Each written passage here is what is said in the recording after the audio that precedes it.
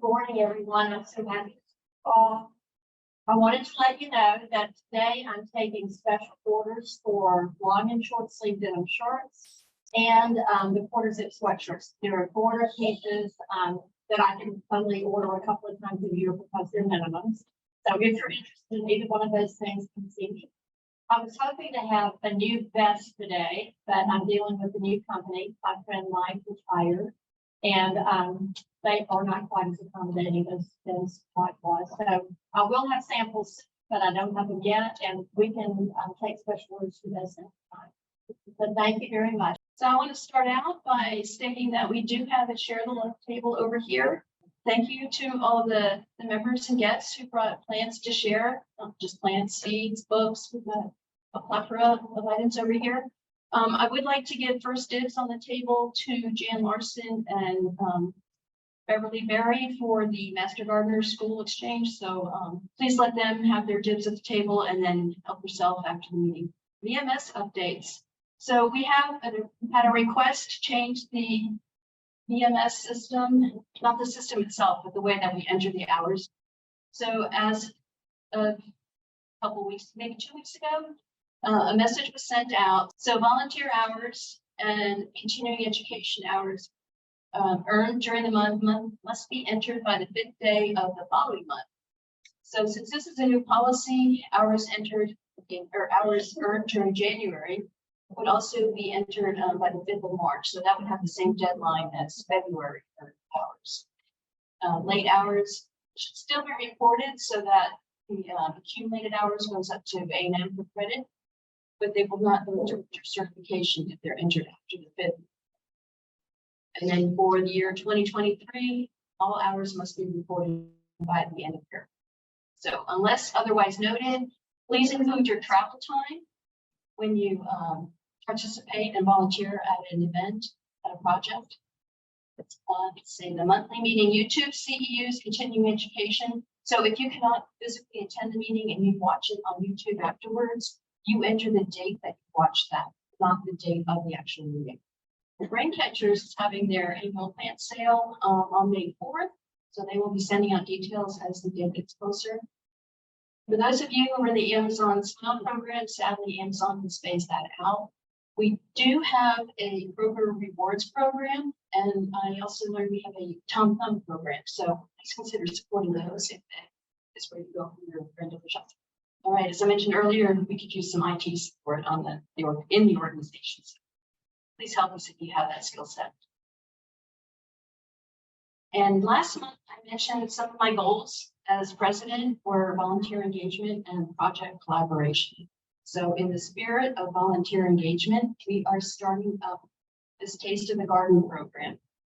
And about twice per month, we are going to have a series of field trips to each of the gardens where we would meet at the garden. We would be met by either a greeter, a guide, or a project leader. And that person would tell us about the project, some of the history, what the goal or the purpose of that project is. And then they would put us to work 2 hours. So if you do nothing else throughout the year but participate in this Taste of the Garden, you will get your certification hours. So this is mainly to help those folks who haven't found a home yet, don't have a project where they feel welcome.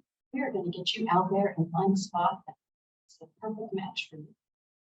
So the first one we have will be Farmers Branch.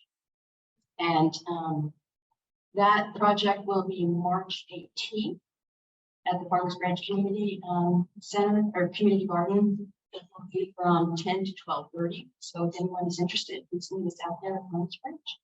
So continuing with the spot, we have next slide here. At each of the projects, the grader will tell us about the purpose and history of the project, the task performed, and further engagement. So if you really like that project, you like the purpose of what they're doing there, and you want to come back and continue to make that your home, or just spend more hours at the volunteering, you will find out how to get engaged, what their calendar is for work days, who the contacts are, and what kind of tasks. And this is currently open to any Dallas County Master Gardener. It says intern here. The first project will not be available to the interns because they have not been through VMS training yet. After the 18th, interns are welcome to join. And we will be advertising that through our standard communication channels. So we have the mark your calendar, our website, calendar, Facebook. Cindy does an awesome job of getting the word out. We're going to start recognizing the volunteers who have spent the most hours out there at the projects. I'm told that Roseanne Ferguson will always be number one on the list. And these are volunteers who have participated at the projects. These are not admin hours, these are word hours or anything like that. These are the folks who get their hands dirty, who grow the produce for the food banks, who support the schools, who have the pollinator gardens. So let's give a big shout out to, we had to read through this. So we've got Roseanne Ferguson, Lori Drop, if I pronounced her name correctly, Ned Buxton, Fern Brown, Mark Jones, Mary Claire Miller, Beverly Allen, J.D. Oliver, Glenn McGee, and Kay McGinn. Here for Nicole Jones. And Nicole took the initiative to go to several of the local nurseries and garden centers and pick up their expired seeds. So these were seeds that expired at the end of 2022, and she passed them on to all the projects that she could think of who could use them.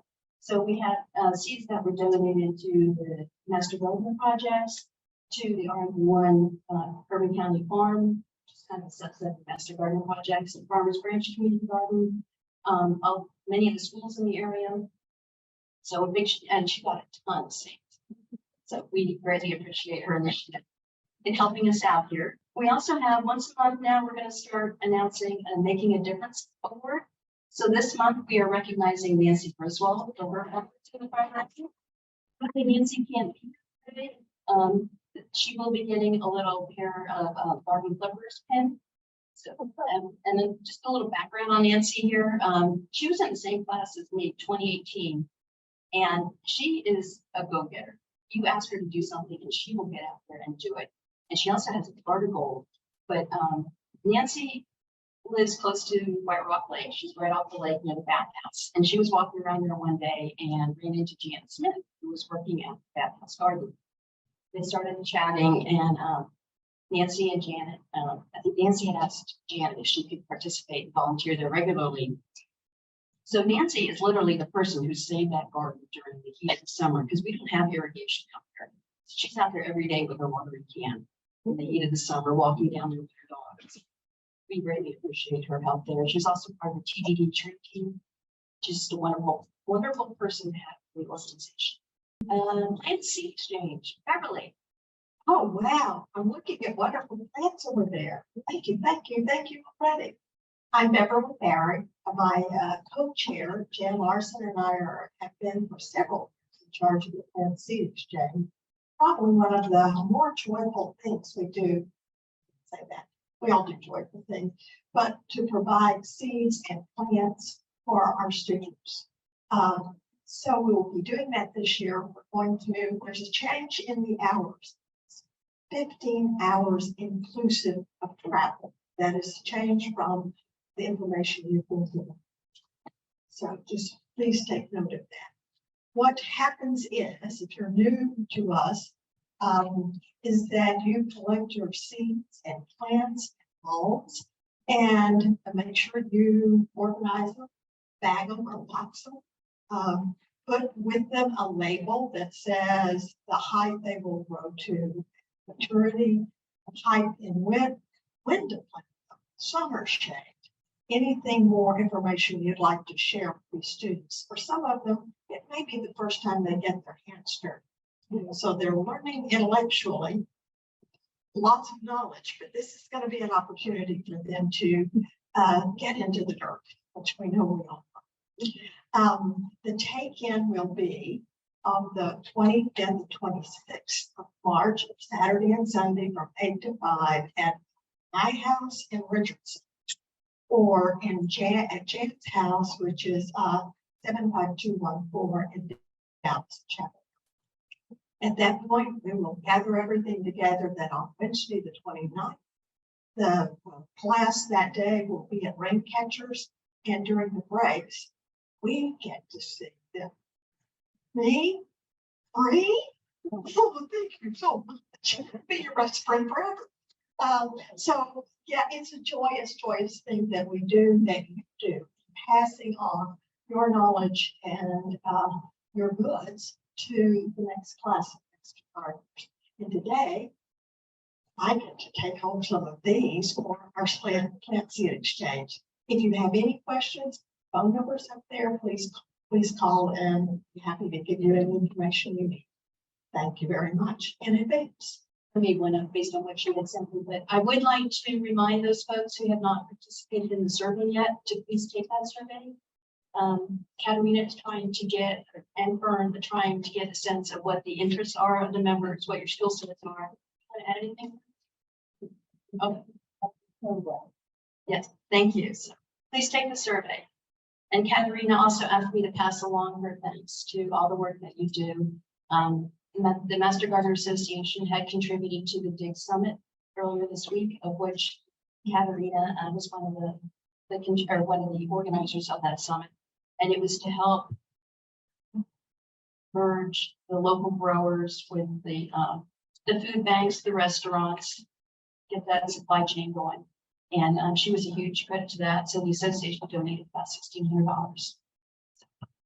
This was the first annual, and we're hoping to get more community gardens, vegetable gardens going. Stay tuned for more information. For those of you who don't know me, I'm Barry. I'm leader of the garden consultation team. And in the spring of 2016, I met with Steve Hutchins about becoming involved in an assistance program to outside gardens. And the idea was that there would be two kinds of gardens.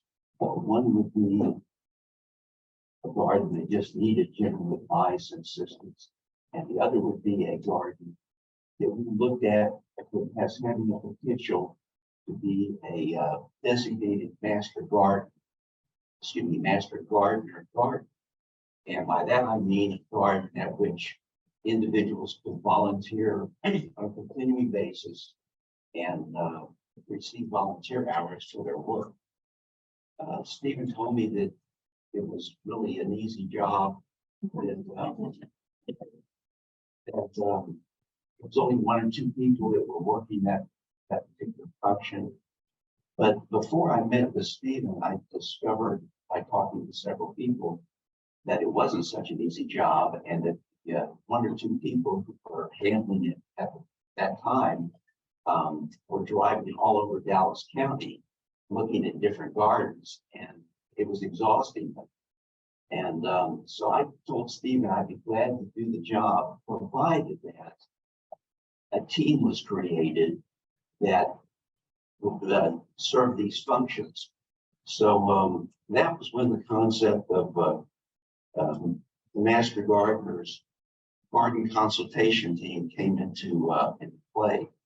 Now, I might mention that before, I said that there were gardens at which we can be entitled to receive volunteer work. That was before the edict was put out that we are educators and not laborers. So the idea was that we would work these gardens that were designated. So the team that was created was formerly known as the Garden Incubation Team, GIT. And it had two purposes. As I said, one was to develop community gardens by meeting face-to-face with people in the field. And the other was responding to outside requests and to analyze criteria to determine if these gardens could become designated as master gardener gardens. The garden incubation team was comprised of initially between 8 and 10 certified master gardeners. And if you were on that initial garden incubation team, I'd like for you to stand up. This group of people really were dedicated to this, performing this function. We had, as I'll explain in a minute, some very lengthy documents that were created as applications for assistance and applications for designation as master gardener gardens. These are just a few of the titles of the documents that were created. And we had separate documents for garden project applications and a big set of instructions that went with it. And then for Master Gardener garden assistants, we had applications and a set of instructions that went with them. Stephen advised me to intentionally make these applications as complex as I could. And for those who worked on the project, you know that it was complex. His reasoning for doing this was he said that if people want our assistance, our help, they really have to be dedicated to the garden and not dedicated to a bunch of master gardeners coming out to work the garden. So some of these applications are very lengthy. I see Steve Seamus shaking his head. He knows because he reviewed some of them. These are a few of the gardens that were assisted by the garden incubation team with a view toward determining whether or not they should be master gardener gardens. Most of these were not accepted for that purpose, with the exception of Northwood Hills Elementary School and Vickery Meadow Community Gardens, which were accepted and designated as master gardener gardens. I can't remember if Lakewood was before or after, but okay, so Lakewood was also one.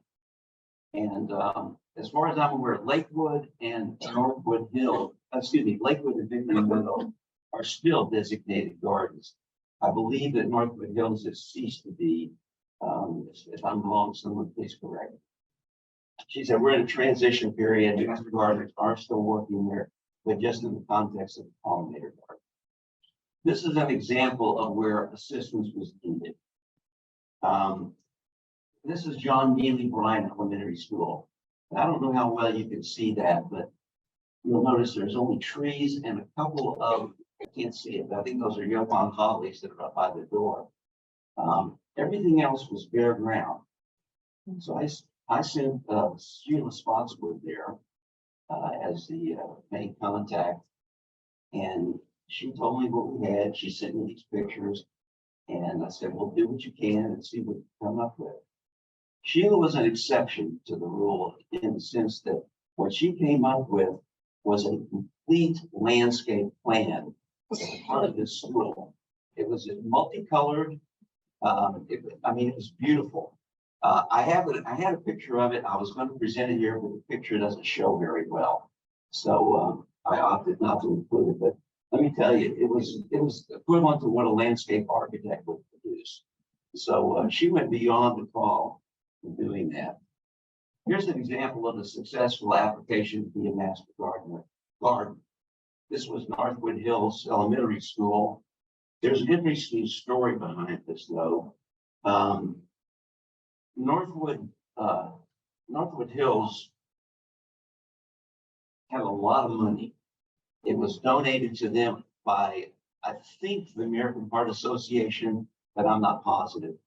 But when we went there to look at the facility, the raised beds were already in place. They had an enormous cistern that was going to supply the water supply, because at this point in time, Dallas was in the middle of a very severe drought. So it made a whole lot of sense. I mean, we still are, but it made a whole lot of sense to have a system there.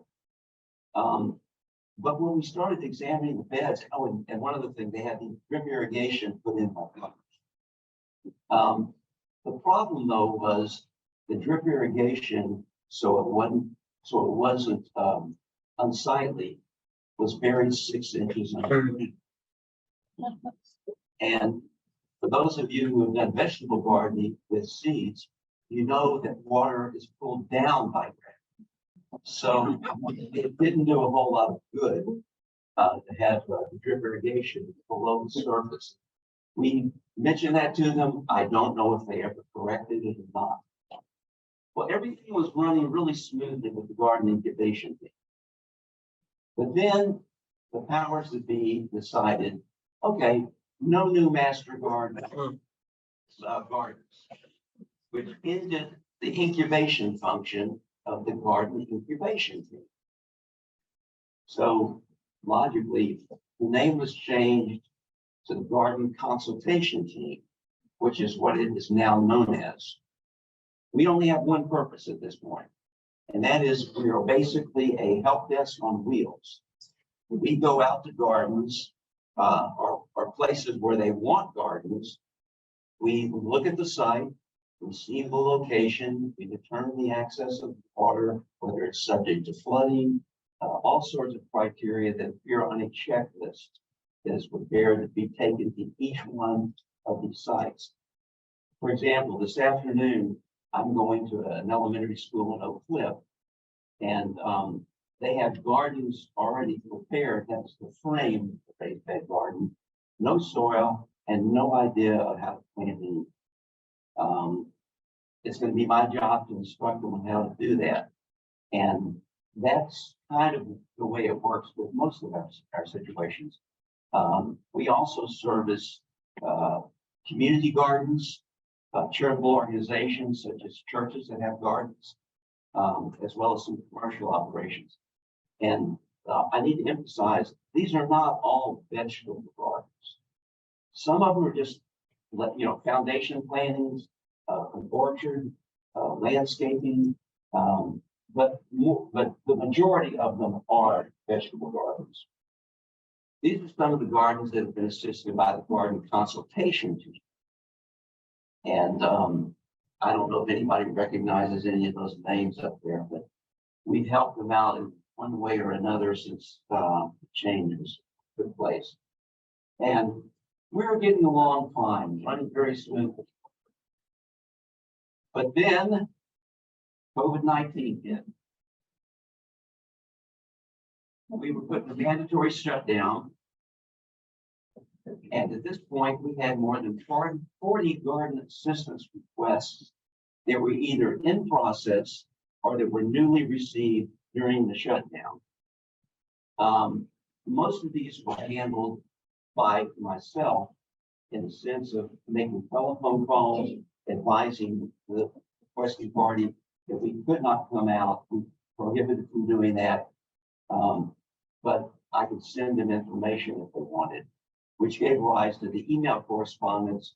Where in the case of vegetable gardens, I sent them out materials such as garden planting schedules for vegetables, vegetable height, so they could make sure that a mature corn stalk didn't shade a maple plant or didn't shade a spinach crop or something along those lines. And I sent out quite a few of these. Hopefully now that COVID is sort of winding down, so we think it's winding down, there's a word that a return to normalcy. Normalcy means that I received as a leader of the team, I received a request either through the help desk or from the county agent that has come in asking for master gardener assistance. I look at the request and determine whether it falls within the parameters that we have for providing assistance. If it's proper, then I arrange for two or more master gardeners to go to the site and get whatever assistance they can. And in doing so, at least one of the master gardeners that goes has to be someone who has taken the course of the advanced master gardener training course. It doesn't have to be in vegetables. It can be in trees. It can be in greenhouses. It can be any of the courses, but at least one person has to have had the advanced training. They go there, they take pictures, they go through a checklist, and they report back to me. Now, before COVID, I guess there's a typo there. It wasn't COVID-10, was it? COVID-19. Before COVID-19, after all of these on-site analysis were held, the garden consultation team would meet with the county agent before each monthly meeting and discuss the various gardens and where we stand on them and whether we should continue to provide them assistance. Whether that restarts or not, I don't know. It's kind of up in the air, and those of you who are on the garden consultation team know that we haven't had one of those meetings in a very long time, once again because of COVID. So if you're interested in participating in the garden consultation team, I'd appreciate it if you contact me at any of one of those three ways, either by email, cell phone, or home phone. And for those of you who have completed an advanced training course, you do not need to contact me. I have that list, and you're on my list of people to contact when things have a problem. And I believe, yes, that is the end. On to the awards ceremony. Before we get started with this, I would personally just like to express my gratitude for all of the folks that are mentioning the awards today. We really appreciate your support of the program, all the dedication you put into it. Thank you very much. Mary? I'm Mary Kay Estep, and I've done this several times before. I know you all have always enjoyed it. It is fun to see the different awards and different honors that we have that we're giving out. So I would like to welcome you to the 2022 awards presentation. And some of you, like me, have been at this for a very long time. And it was fun to look at the slides and see so many names that are familiar. It's fun to see that. But then some of you are new. And, you know, for those of you that are new, some of these people on these slides have been at this for 15 and 20 years. I know you can hardly imagine it, but they have been. So what I say to you, I wish you well. There's still a lot of gardening to do out there. So I'd like to take this opportunity to recognize Tig Thompson. I know he doesn't like to be called out that. But where would we be without Tig and his ability to keep up with all of these hours, your volunteer hours, your educational hours, and just think how many people he watches over, takes care of all of us. So, and he gives us all the information that goes in these slides today. So I do appreciate it, Tig, and I think we all do. Good for you. Well, I brought along my gardening bag today to be helpful, to help keep things straight in what we're talking about today. First of all, I think that we are all should be very, very proud of our contribution to the volunteer hours for Dallas County.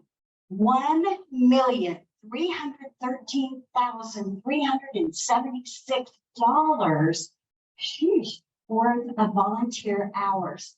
That is just amazing. And I know that you all contributed to that, even if it was just a little bit. So I think we should give ourselves a hand for a very successful week. 107 hours each. That's a lot. Okay. And I'd like to welcome the class of 2022. If you're a member of this class, would you please stand up? Thank you. I understand you won't be interns very much longer. Is that correct? So we're glad to have all of you.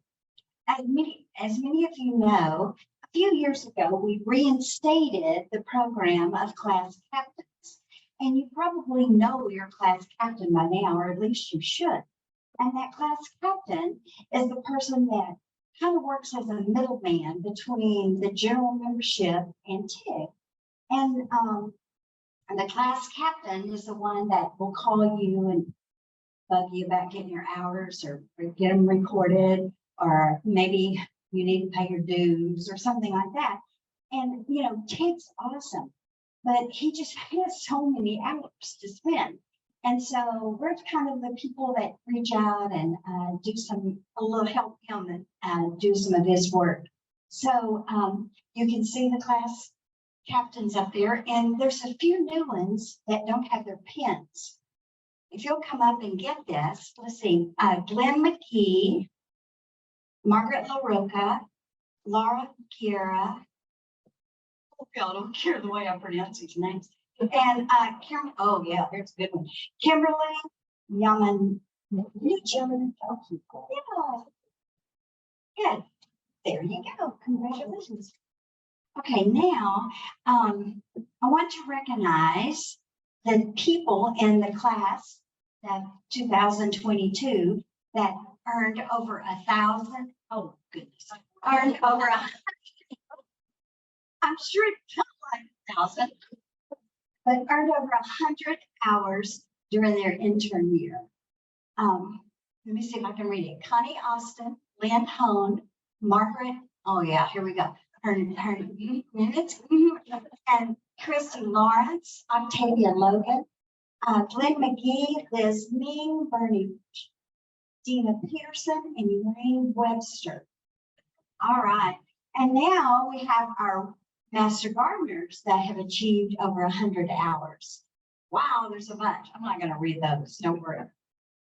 But I think that's really, really honorable that many people of our Master Gardeners have earned over 100 hours this last year. So if your name is on there and you can read it, would you stand up, please?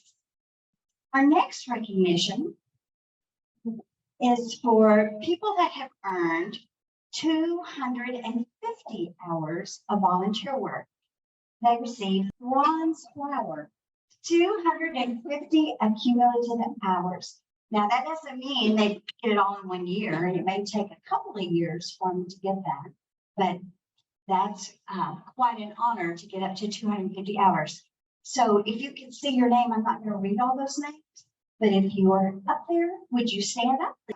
All right, the next one is our silver pen. And this is for the group that has earned 500 accumulative hours. Now, you know, it takes a year to do the 100 hours. So these are people that have really been working at this. So 500 hours. Look at the list. If your name's up there, would you please stand up? All right. And our third award there is for the gold pen. And these are for the people that have earned 500. No, it's not. For 1,000 volunteer hours. Wow. I think I need to read your names. Nancy Black, Jennifer Bowers, Faith Fern Brown, Rick Koch, Linda Reed, Barbara Hardy, Lisa Meyer, came and read it up here. Mary Claire Milner, Joellen Noby, Maureen O'Hanahan, and Janet Smith. If I called your name, would you stand up? There's one more special recognition, and that is the trowel pen. And this one is for recognition of, get this, 2,500 cumulative hours. Now, I don't know about you, but that's a lot of hours. Cindy Bicking, Mark Jones, Sandy Means Bannon, Lisa Patterson, Sheila Spotswood, and Starla Willis. Would you stand up, please? Our next award is the Golden Glove Award, and it's also known as the Dirty Dozen Award. Yeah. And this award is given only one time, and it is that they are the 12 volunteers that have the most hours. And it's given just one time, but after that, it's given as an honorable mention. And so there's just 12 people involved in this every year. So this year, we are adding 2 new members to the Dirty Dozen, and that is Margaret Marshall and Lisa Patterson. And the rest of the dozen, Beverly Allen, Ned Buxton, Roseanne Ferguson, Jackie James, Cynthia Jones, Mark Jones, Mary Claire Milner, J.D. Oliver, Cookie Keaton, and Ted Thompson. Would you all please come to the front of the meeting? This year, one member of our Speakers Bureau was chosen as the Speaker of the Year, and that is Nancy Wilson. She's not here today, but let's applaud for her anyway. Our next award is the Shooting Star Award. Is given to people that are I can't even talk. for their contribution, that's what I'm trying to say, to the association as well as to Texas A&M. Maybe that's what Texas A&M. Recipients are chosen by the president and with input from the board, and the Shooting Star Award is only given one time. So it's a special, very special recognition of people that are just really dedicated or doing a special job. This year we had 10 new people. And the Shooting Star recipients are, and you can come to the front, Barry Bloom, Cindy Bowles, Gail Cook, Margaret Margaret, thank you. Wendy Lenz, Kay McGinnis, Mary Claire Milner, Lisa Patterson, Cookie Peden, and Martha. And now, finally, we get those fancy Texas badges. I'm not sure if that means you're been around a long time, or if you're just really smart because you haven't been around a long time. Anyway, they're fun to have, and it just marks different stages in your time as a master gardener. So our first one is the gold name badge, and this is for the class of 2017. The next badge is the platinum name badge, and this is for the class of 2012. If you're in this group, will you please stand up? The next group is the people that get the fancy Texas Star with a Texas pin with 1 star smack dab on the middle. And I need these to come to the front. Stan Altshuler, Cheryl Bauer, Sylvana Carroll, Ann Hibbs, Nita Roush, Rebecca Trevino, Linda Seidel, Judy Meager, and Pamela Robinson. Now we have the platinum name badge that has 2 stars, and this is for the class of 2002. That's one of those 20-year deals, and the awards go to Kathy Fielder, Susie Renz, Carolyn Rozier, and Patty Wallace. Okay, we have one more special badge to give, and that is the Fancy Texas badge with 3 stars right on the front. And this is for the class of 1997. And they go to Lynn Foster and C.A. Hiscock. As you can see, 2022 was a great year with a lot of recognitions. I think we called almost everybody's name in here. It was just fun to see all the different awards and the different people. Some of them the same people over. Lisa Patterson wore herself out. It's great to see all those things and see the progress that we're making. And I just want to say 2023 has started off, and it's time to be making another headway and another good record for the year. So with that, thank you. Hi, I'm Sue. Just wanted to say a really big thank you to Margie Slocum for doing all the slides for the awards. She was brilliant, and Margaret for stepping up and doing the photos. So thanks very much. It's my job to introduce the main speaker, John Hunt, but I feel a bit silly because you probably know him far better than I do. He's an old friend in Master Gardeners. He's been on the speaking bureau for a long time, and he very kindly offered to step in because the speaker of the year, Nancy, is on a lovely holiday. So I'm sure I don't need to say anything more, but John Hunt is here to tell us all about how to grow some tomatoes. Today it's going to be tomatoes or tomatoes. But I also want to say, usually this program, when I do it, it's about an hour 15 minutes. And it includes a 24-minute video of a buddy of my pal of mine in the garden club, unfortunately passed away, John Walls, who grew tomatoes at a competition with a friend of his, a church friend of his, to see who could grow the most tomatoes. And John had some pretty intense things that he did. I don't have time for that video, but I do have the video if you want to get a copy of the video. It's on a CD, and I've got that with me. So you want to see me after the program, I've got those available. And you'll find it's very interesting. John was really a character, and he really tells it like it is, and there's a lot of humor that goes with it too. A lot of people want to do tomatoes. And how many people here have want to do tomatoes? Grown tomatoes in the past? How about if you've grown them somewhere else? You come from somewhere else and you've grown them somewhere else. Who's already got their tomatoes planted? If you don't have them in by March, you're running behind. Okay, it really is, because we've got this problem that comes up in June. It's called burning hell. Now I've got handouts.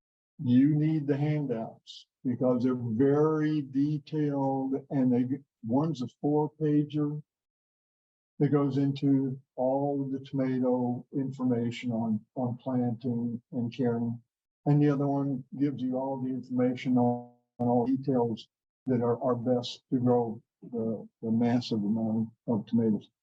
The people who are involved with that were people like H.S. Stevens. If you know who H.S. was, he wrote over 700 articles for the Dallas Morning News on Thursdays. It was Lone Star Gardening. I met H.S. about 20-some years ago, and he and I got to be real good buddies and friends. John Walls, Tom Wilton, Field Roebuck, and a couple others also contributed to the information in my brain that put me on track to grow tomatoes. So I credit them with it, because there's always somebody that's going to be your mentor. This is a guy who wrote a book called The $64 Tomato. Anybody familiar with that? The subtitle is How One Man Nearly Lost His Sanity, Spent a Fortune, and Endured an Existential Crisis in Quest for the Perfect Garden. The New York Book Review said he was gardening as an extreme sport, and Life magazine said both inspirational and a cautionary tale. But he went through all the different things that he had to do, and he did an analysis of how much it cost him, from every detail of the planting and the Velcro ties and the compost and whatever, and he calculated it cost him $64 for every tomato. And then, to top that off, he wrote another book, 10 Tomatoes That Changed the World. And this one was really, something. And it goes into all kinds of details. So there's a lot of information there on just a fun read. This was 2015. We had 62 inches of rain that year. I posted that on my Facebook page. Checking my team, so far so good. That was a heck of a year. This was last year. I think we had about 25. That's my favorite brand, by the way. That was last year. When you have hardly any rain, your vegetable garden, whatever it is you're growing, is going to suffer. It can be really mean, especially in June. There's a question, a universal question. If tomatoes are a fruit, does that mean that ketchup is a smoothie? Okay, now we're going to get down to it. You got to have 6 hours. And it's pretty easy to discover that. It's just a 90 degree, wherever your 90 degrees is, morning, noon, afternoon. However you get 90 degrees, you're going to get 6 hours of direct sun. That's very important. So that's the key. Then planting time, February or March. Soil temperatures must be 60 degrees. Right now, they're not 60 degrees. So what do? You put down black plastic, and that's real easy. You just take a black plastic trash can, cut up one side across, lay it out on your raised bed. Do that at least 2 weeks prior to planting, and you will get your soil temperature up. What you do is you just use a thermometer, and all you're really interested in is the top 6 inches of the soil temperature. This one starts at 0 and goes up to 220. You're not gonna have to worry about that too much. Don't get the one that starts, I think, at about 140. You know, that is, they only use that, the people who live in Wichita Falls. At the time of planting, you put in a couple of 2-3 tablespoons of a good balanced fertilizer, use a root stimulator compost tea in your, to soak your root ball. Add a quarter to a half cup of sugar. You know, what the heck, sugar? All right. At this time, your soil temperatures are low and your microbial activity is very low. Sugar is going to give you a boost to that microbial activity that you want. So you soak the over the top. Once you transplant, you put sugar over the top along with Epsom salt and water that in. That gets you off to a start. You don't want to use too much fertilizer to start off with, because you don't want to just push all the green and get no blooms, because too much nitrogen will cause you to reduce production on your flowers and your fruit. Mulching, very important.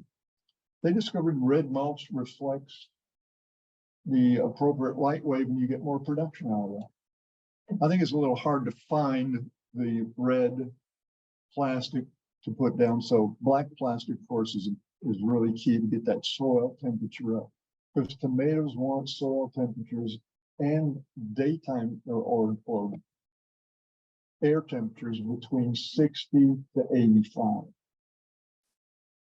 You can extend the season by using plastic covers, also row cover, portable greenhouses. There are a lot of things available on the internet and at nurseries that you can just, you know, make a small greenhouse if you're just going to grow a few plants. These walls of water are good if you're going to have a freeze, but they do not raise soil temperature.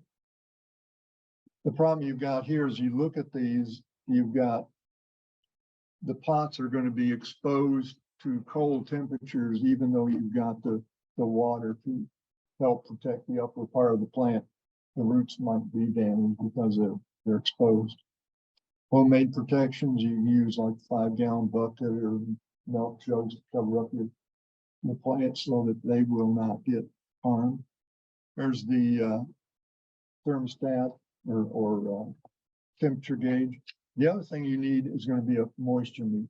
Everybody familiar with that? That's real easy item to use, because you want to make sure you keep your tomatoes well watered.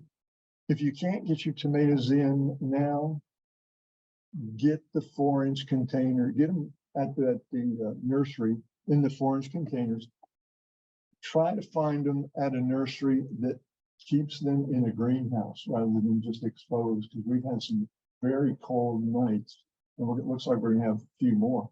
And you don't want to buy those tomatoes that have been set back, because those cold temperatures will set them back. So if you can find a nursery, I don't know, Callaway's or North Haven and some of the others that keep their vegetables in a greenhouse, that's the best thing, because then you know that they haven't been exposed to cold temperatures.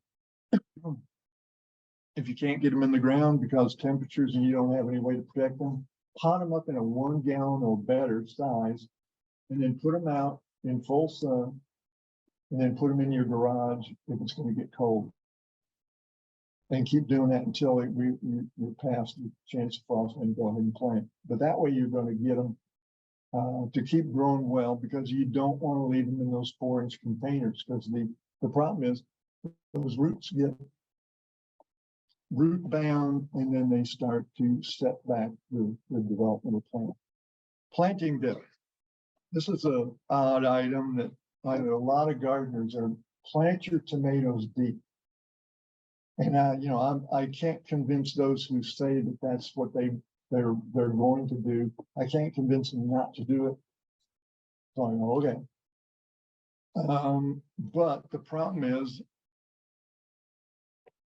that picture there on the right is you see the original 4-inch where the original 4-inch container was, that stopped growing.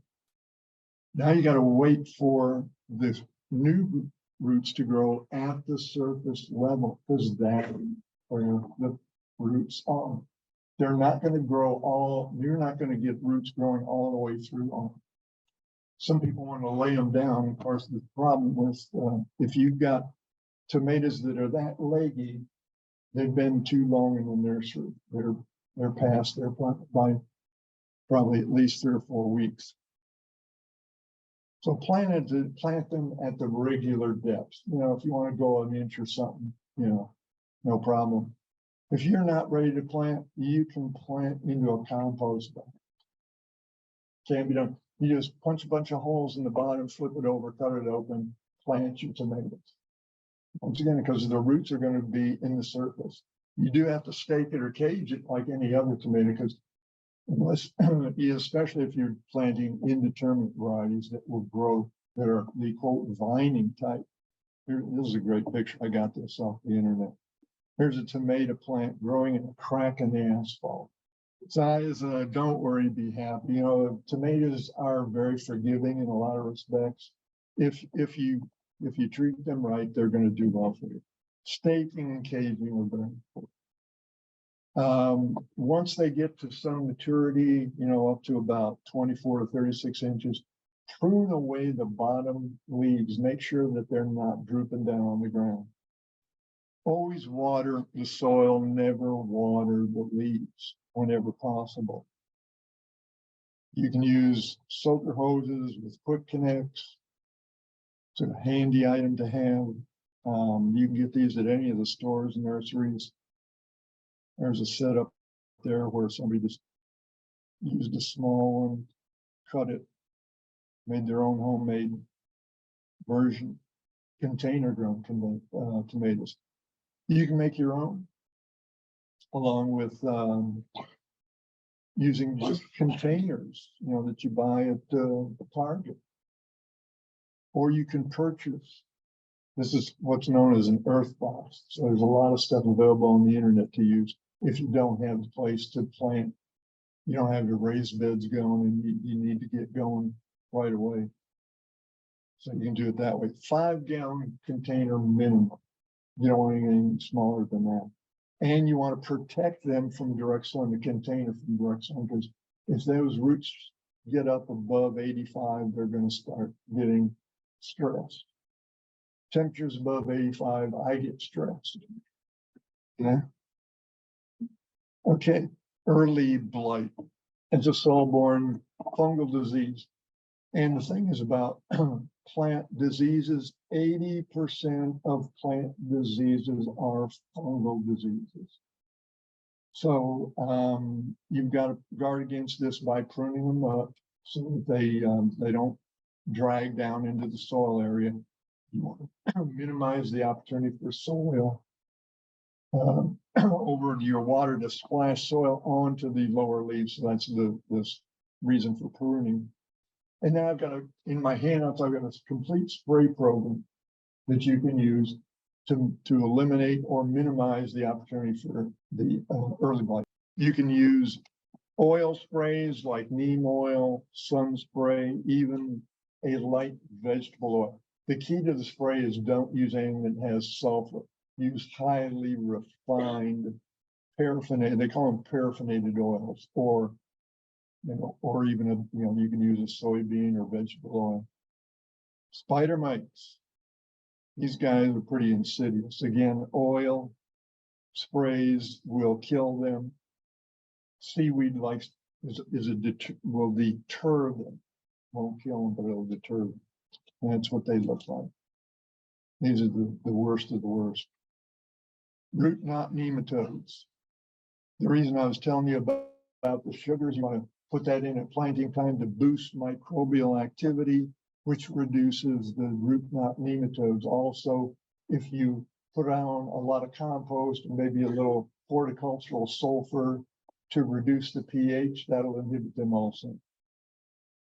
They can be really detrimental because once your roots start going bad, you got problems with your with top growth and production. Stink bugs or squash bugs, you got to catch them early. Again, oil sprays or soap, like safer soap or dish soap you can use that will kill them. Tomato hornworm, spray with BT. Or if they get big and they're really devouring your plant, you're going to find them. You're going to just pick them off and send them to the happy hunting ground between two bricks. Tomato disease, you know, which unfortunately, there are those problems.